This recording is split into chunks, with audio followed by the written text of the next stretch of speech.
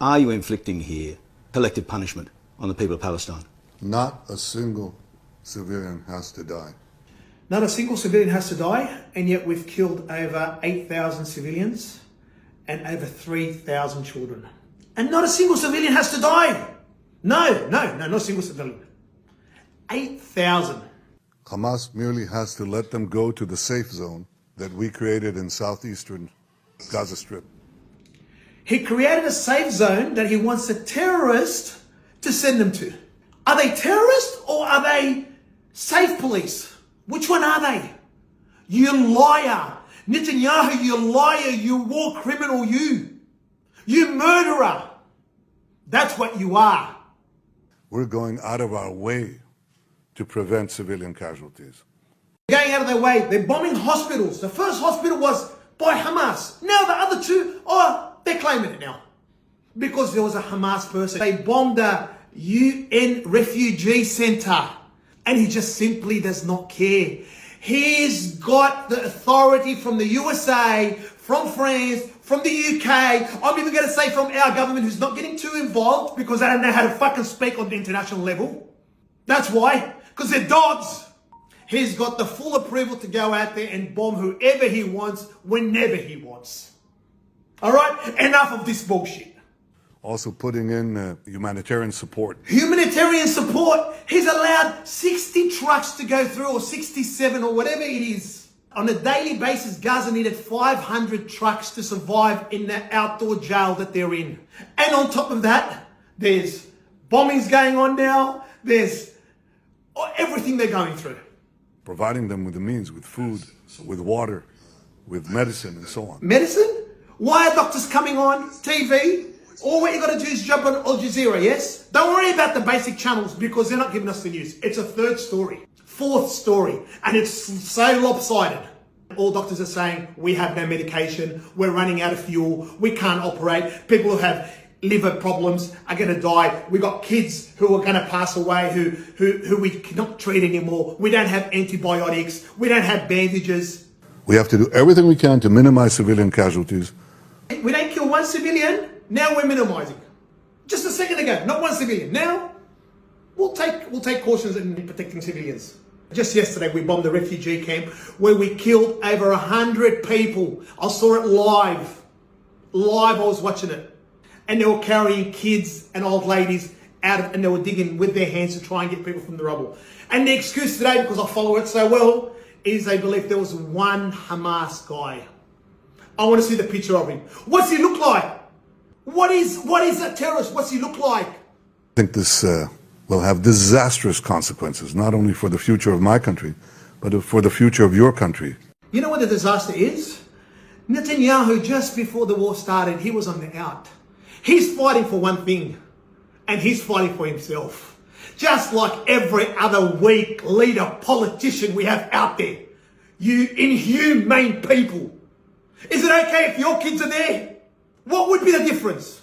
Would you, if your kid was held a hostage by Hamas, as they put it, would you allow him to bomb and in any way put your kid at risk? Would you? What if the shoe was on the other foot and they're supposed to be the Hamas people were in Israel? Would he bomb Israel the same way and put his people at risk? This is a battle of civilization against barbarians. Civilizations against barbarians. You know, I don't know who they are. Maybe they are. But I tell you what, the biggest barbarian of all that I will see on camera. The biggest of all. And we're supporting him. And shame on us. And shame on every single one of us. I tell you what, because I feel I'm doing wrong. I feel I'm letting the kids down. And if you're going to sleep and you don't feel you're letting those kids of Palestine down, there's something wrong with you. And I'm speaking to the whole world. Not just to our leaders. And I'll end with that because I have to go to... I love that. I'm bad at a lot of things, but I'm good at reading people. Oh, by the way, this is the last question because I've got to go. Because you lost your thoughts.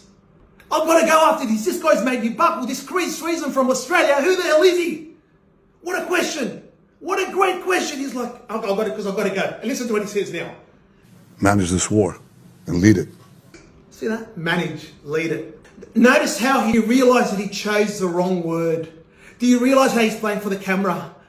Manage. Now he goes, that's not the correct word. What am I saying? I'm not a manager. I'm a leader. I'm a leader. You're a leader. Yeah, you are. He might be a leader, but he is one barbaric leader. He is one criminal. They went to the end because they knew that the future of our civilization was at stake. The future of our civilization is at stake. And we got the person looking to lead it. Look at him. Perfect. Perfect. What are we all worried about? The world is in good hands. He doesn't even care about his own hostages. Because if he did, why would he be bombing them? Why? Like, hello, world, please wake up. Please. You know how we're protesting? You know what they're saying behind doors? Let them protest. Who cares? Oh, Rami's saying so-and-so on social media. Who cares? Let him say that. We're still doing what we want. Because the people aren't in charge of the world. The devils are. Those leaders that we elect. They think because we elect them, the democracy, they think they get the say. How, when the whole world doesn't want you to kill kids, how do you still kill kids? How? We have the United Nations. What hope do we have with the United Nations? It's run by America. It's in New York. As a famous president said in the past, if you want the UN, take it to your country and you pay for it. And we all know US gets a veto vote, so it doesn't matter what they vote. 120 countries voted for a ceasefire. 120 countries against 12. And you know what our country did, by the way, Australia? We abstained. We're not sure what to say. That was a difficult question. We don't know. We've already got something going on. Maybe we only know yes, no. All right, we abstained. But 120 countries spoke and said there needs to be a ceasefire immediately. This is inhumane. It doesn't matter. Because Netanyahu and the rest of them, I mean all of you, and you know who you are, you're guilty. You've got blood on your hands. Yeah, you've got blood on your hands. Enough is enough. Look, eventually, what's right will be right. And this inhumane situation that the media's covering up in the Western world, that's so lopsided, that our leaders or our voted leaders are covering up, it's not right.